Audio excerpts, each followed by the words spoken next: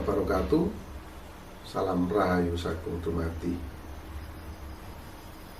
Sahabat Kiturno Pamungkas dimanapun Anda berada, syukur kita panjatkan kehadirat Allah Subhanahu wa Ta'ala yang telah memberikan kita nikmat yang luar biasa, yaitu nikmat sehat. Dengan nikmat sehat kita bisa terus beraktivitas sesuai dengan profesi dan bidang kerja kita masing-masing. Semoga teman-teman selalu sehat, dimudahkan segala urusan, dilancarkan rezeki, dan selalu dalam lindungan Allah Subhanahu wa Ta'ala, Tuhan yang Maha Esa. Saya minta dukungan dari teman-teman untuk tekan tanda subscribe, like, komen, juga tekan tanda lonceng atau bell sebagai bentuk notifikasi. Karena apa? Karena saya akan terus berusaha keras untuk update, untuk menampilkan video-video terbaru di channel Kiturno Pamungkas ini. Makanya jangan lupa tekan tanda loncengnya, itu sebagai bentuk notifikasi teman-teman. Jadi kalau ada video terbaru diupload, ini akan ada notifikasi di handphone Anda. Maka jangan lupa tekan tanda loncengnya juga, selain tanda subscribe ya. Nah, karena apa? Karena saya yakin berdasarkan video-video yang sudah saya buat sebelumnya itu bermanfaat untuk teman-teman. Di belakang atas saya ini ada nomor WhatsApp saya ini teman-teman ya. Ini kepada teman-teman sekali lagi saya ingatkan, kalau konsultasi dikenakan biaya. Ini mohon maaf, dikenakan biaya sekali lagi. Kenapa ini dikenakan biaya? Karena sangat banyak sekali teman-teman yang WhatsApp saya setiap hari itu antara 50 minimal sampai 100 orang. Jadi saya tidak bisa layani semua. Nah, ini sangat penting teman-teman ya. Kalau konsultasi itu sangat penting, karena di dalam konsultasi tersebut ini akan memecahkan segala masalah-masalah, persoalan-persoalan yang teman-teman hadapi. Makanya dikenakan biaya. Nah ya, jadi mohon dimaklumi dan mohon dimengerti.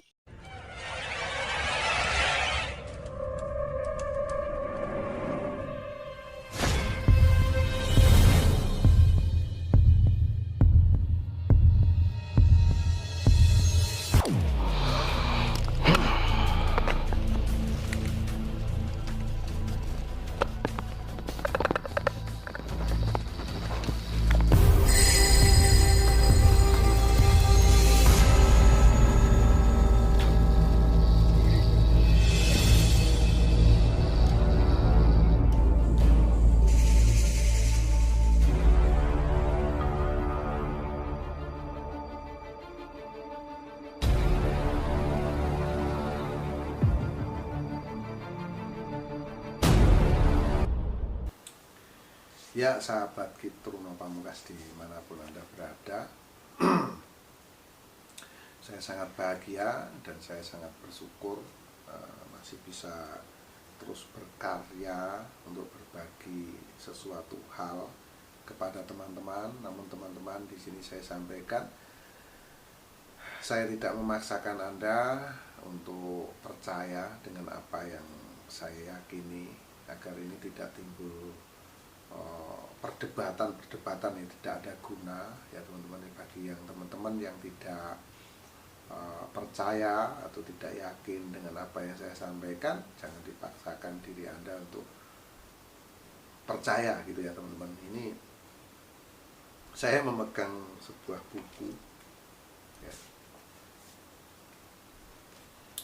Sebetulnya buku ini tadinya ditulis dengan huruf Jawa teman-teman ya, huruf Jawa atau Sanskerta, namun ini saya coba terjemahkan, saya ketik ya, saya ketik sendiri, saya bukukan agar saya juga mudah untuk menyampaikan kepada sahabat. Nah, karena bukunya sangat tebal, jadi ini saya bacakan ya teman-teman. Ini tentang, ada yang nanya sama saya, ini tentang keilmuan, bagaimana kita belajar ilmu apa ya, ilmu yang dimaksud ilmu gaib gitu ya.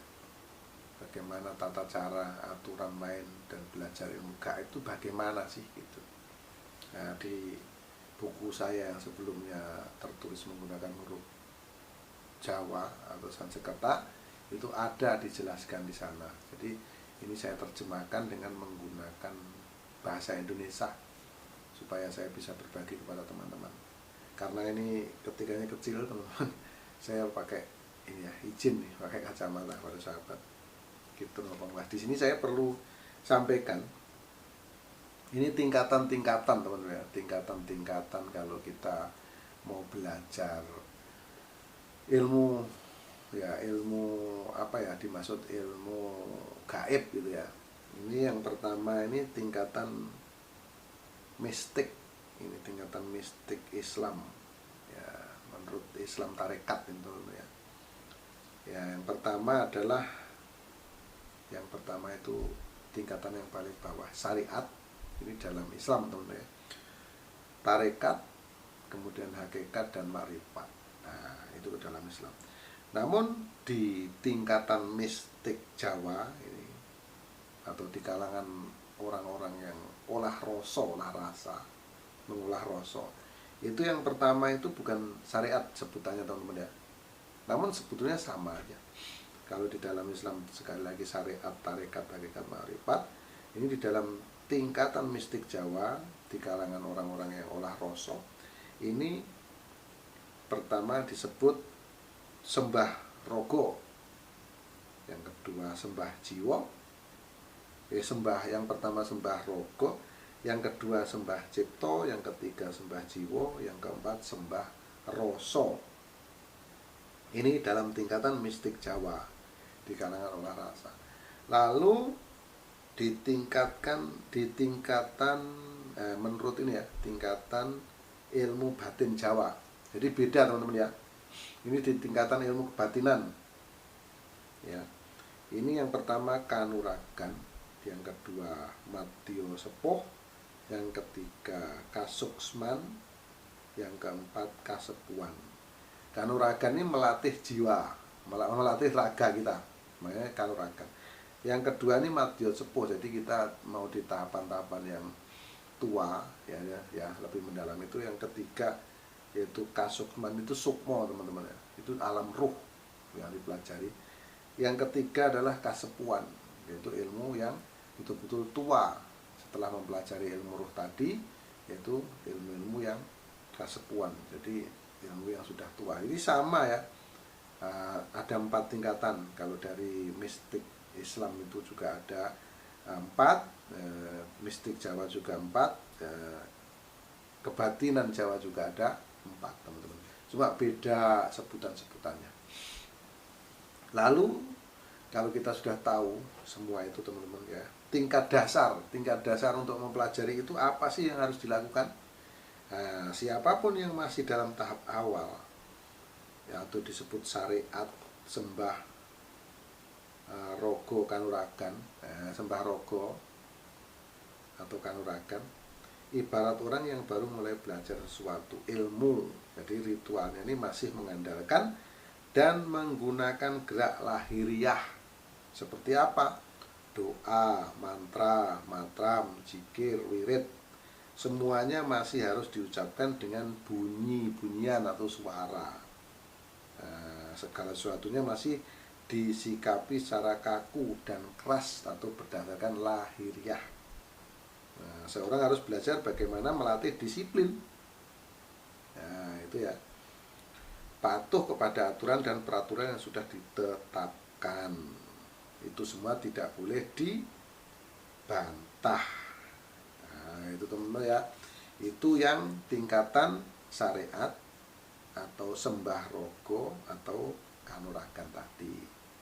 Nah, kemudian kalau semua itu sudah dikuasai dan tidak menimbulkan Anda menjadi fanatik ya, kita tidak boleh fanatik teman-teman ya, karena kita itu mempelajari ilmu ini harus dengan cara yang ikhlas ya.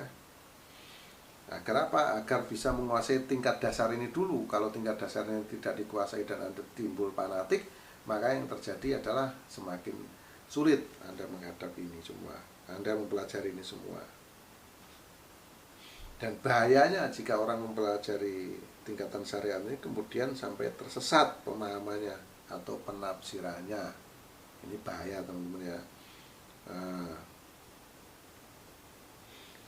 Itu. Jadi kita harus hati-hati memilih guru juga, jangan mau kita didoktrin atau diiming-imingi. Nah, itu yang tingkat dasar, itu yang pertama. Lalu selanjutnya di tingkat 2 atau tingkat pertengahan dalam mempelajari ilmu gaib ini, seseorang yang telah berhasil lulus pada tingkat dasar kemudian di tingkat pertengahan ini dapat mempelajari tingkat selanjutnya, yaitu tingkat pertengahan, yaitu tarekat atau sembah cipto atau madya sepuh. Nah, di mana orang yang mempelajari ilmu gaib itu telah memperoleh petunjuk atau jalan terang yang berupa pengertian dan pemahaman yang lebih jelas, sehingga imannya mulai tumbuh kuat, tetapi tidak fanatik buta. Sekali lagi, fanatik itu tidak akan bisa untuk mempelajari satu ilmu. Segala sesuatunya mulai disikapi dengan hati-hati dan lebih dewasa. Pemahaman ilmunya, gerak lahiriahnya sudah mulai ditinggalkan, namun belum sepenuhnya. Masih ada ketergantungan lahir, namun sudah mulai belajar batin tingkat dasar. Jadi tingkat pertengahan ini merupakan sarana atau tangga pendakian menuju kepada hakikat atau kenyataan yang jelas dan benar. Itu teman-teman. Dan selanjutnya di tingkat nomor 3. Kalau yang pertama tadi tingkat dasar, yang kedua tadi tingkat pertengahan, ini yang ada di tingkat kematangan, yaitu nomor 3. Nah, setelah lulus pada tingkat pertengahan, jadi harus lulus dulu teman-teman, seseorang dapat melanjutkan belajarnya lagi ke tingkat selanjutnya, yaitu tingkat kematangan ilmu maksudnya, yaitu hakikat atau sembah jiwa atau kasuksman. Nah, di mana pengetahuan lahir benar-benar telah ditinggalkan. Sekarang masuk ke dalam pembelajaran batin dan gaib yang lebih tinggi, ya, yaitu telah dapat membuktikan hakikat sejati atau kenyataan yang jelas dan benar. Nah, atau sudah dapat merasakan halusnya rasa mengenai perbedaan antara yang nyata atau yang hak dengan yang palsu atau yang batil. Masuk ke alam roh, menjelajah ke dimensi gaib yang jumlahnya tidak terhitung. Nah, melihat sendiri yang gaib, merasakan sendiri sesuatu yang gaib, dan membuktikan sendiri adanya gaib. Nah, itulah tingkatan 3 teman-teman. Nah, jadi tidak semerta-merta bisa diisi jarak jauh, akhirnya bisa, nggak bisa. Semua harus dilandasi dengan teknik dasar tadi. Nah, ini yang tingkat 3 tadi teman-teman. Yang tingkat 4, yaitu tingkat tertinggi yang dimaksud kesempurnaan. Setelah 1, 2, 3, kemudian di tingkat 4. Nah, seseorang yang telah berhasil lulus, tidak tergoda, tidak tersesat jalan, dan tidak berhenti di tingkat kematangan ilmu hakikat, ya, maka dia berhak untuk melanjutkan belajarnya ke jenjang yang lebih tinggi, yaitu masuk ke tataran ilmu kasempurnaan atau makrifat, sembah rasa atau kasepuan. Nah, puncak tertinggi ilmu kebatinan teman-teman, yaitu tingkat kasempurnaan, yaitu tingkat yang paling tinggi tentang ilmu kebatinan. Dan dia akan belajar menjadi orang tua, atau yang dimaksud memiliki ilmu tua. Jadi tidak harus orangnya umurnya tua. Kalau orangnya masih muda pun dan dia memiliki ilmu yang tua, maka segala tindak tanduknya juga menjadi cerminan kepada orang yang lebih muda. Nah, itu ya. Dia akan arif, bijaksana, baik dalam tutur kata, sikap dan perbuatannya, belajar memiliki sifat-sifat mulia. Karena apa? Karena dia adalah seorang yang dituakan. Ya, ya teman-teman ya, sahabat Getro Pamungkas. Dan nanti jika suatu saat atau suatu ketika semua apa yang dijalankan dari tahap 1 sampai 4 tadi bisa dijalankan oleh teman-teman sahabat Getro Pamungkas dimanapun Anda berada. Tadi ada hal-hal yang sangat penting yang tertulis di buku ini, ya, itu yang akan harus dijalankan. Jadi tidak harus usianya tua, sekali lagi teman-teman kalau bisa bertutur kata sopan, ya, baik dan bisa menjadi panutan orang lain, ya, maka dia ini sudah memiliki ilmu, yaitu ilmu tua tadi. Namun kalau ada orang tua yang ngomongnya juga nggak karu-karuan, berarti dia belum memiliki ilmu atau tidak memiliki ilmu. Karena ciri-ciri orang yang betul-betul memiliki ilmu kasepuhan adalah di sini juga tertulis teman-teman. Dia akan selalu arif dan bijaksana dari baik tutur kata, sikap juga tingkah lakunya. Ini akan menjadi cerminan banyak orang. Inilah ciri-ciri orang yang memiliki ilmu. Dan kalau semua itu sudah terjadi kepada Anda yang mempelajari ilmu tadi, maka ke depan akan banyak orang yang belajar kepada Anda. Yang perlu diperhatikan di sini yaitu Anda juga harus memiliki persyaratan ini. Anda juga harus memiliki sifat-sifat yang utama, ya, sifat-sifat yang utama. Misalnya apa? Tajam pandangan batinnya, tajam daya nalarnya, tajam perasaannya, mengerti apa yang dirasakan orang lain. Dia memahami, pandai membaca hati orang lain. Nah, dia memahami, teguh pendiriannya, terus memiliki banyak keterampilan atau kelebihan, atau boleh dibilang kesaktian. Nah, memiliki ingatan yang sangat kuat dan cerdas. Ini teman-teman ya. Memiliki jiwa pengabdian dan pengorbanan yang besar. Nah, ikhlas tanpa pamrih, ya, tidak menghindari pertanyaan. Nah, tidak menghindari pertanyaan. Kalau ada orang nanya, menjawab teman-teman. Kecuali kalau yang nanya banyak banget, ruame kayak di channel ini ya, sehari bisa ratusan yang WhatsApp, ya mau nggak mau kita harus pilih. Hancur kalau kita tanya semua teman-teman. Sabar, ya, berperilaku sopan, berbudi luhur, tidak cacat fisik, ya, sehat, jadi selalu sehat tubuhnya teman-teman. Nah, inilah ciri-ciri orang yang mempelajari sudah di tingkatan tinggi tadi. Dia badannya semakin sehat karena ya kebatinannya kuat. Terus mengasihi keluarga sendiri dan juga dia sayang kepada sesama. Nah, itu ya sahabat Getro Pamungkas dimanapun Anda berada.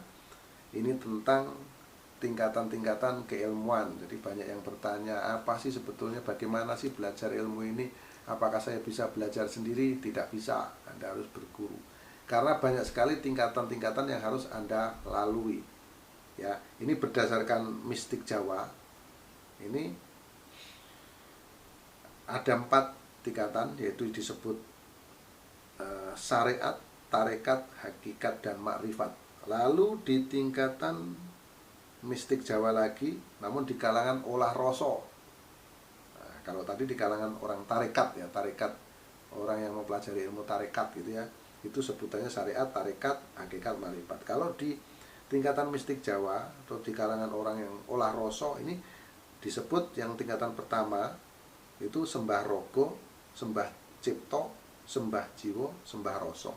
Nah, lalu di tingkatan ilmu batin Jawa, ini disebut, dia menyebut ya, ini yang pertama kanuragan, madya sepuh, kasuksman, lalu kasepuan. Nah, intinya sama teman-teman, ada 4 tingkatan, dan juga 4 teknik yang harus dijalankan atau dipelajari oleh sahabat Getro Pamungkas dimanapun Anda berada. Nah, itulah pemaparan tentang bagaimana kita belajar keilmuan, teman-teman. Semua ada aturan main supaya teman-teman nanti tidak salah.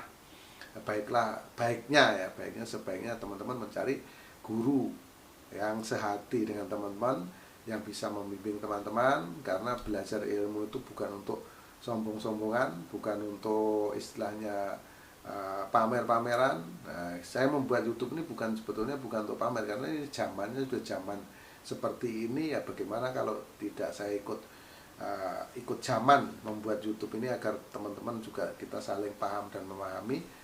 Yang pasti intinya kalau kita belajar ilmu kebatinan ini, kita harus belajar saling mencintai, saling menyayangi. Kita harus belajar saling menghargai, saling menghormati antara makhluk, antara sesama. Nah, sama kita hidup di dunia ini, teman-teman. Ya, kita saling menghargai, tidak untuk berantaman. Nggak ada, teman-teman. Di dalam ilmu kebatinan tidak mengajarkan kita menjadi orang jahat. Semua kita mengajarkan untuk menjadi orang baik, karena tujuan kita mencari ilmu adalah menggali potensi yang ada pada diri kita melalui orang lain, melalui seorang mursyid, seorang guru, agar kita tidak salah dalam menentukan langkah. Demikian yang bisa saya sampaikan bagaimana tata cara mempelajari ilmu gaib. Semoga ini berguna, semoga ini bermanfaat untuk teman-teman dan Anda sekalian.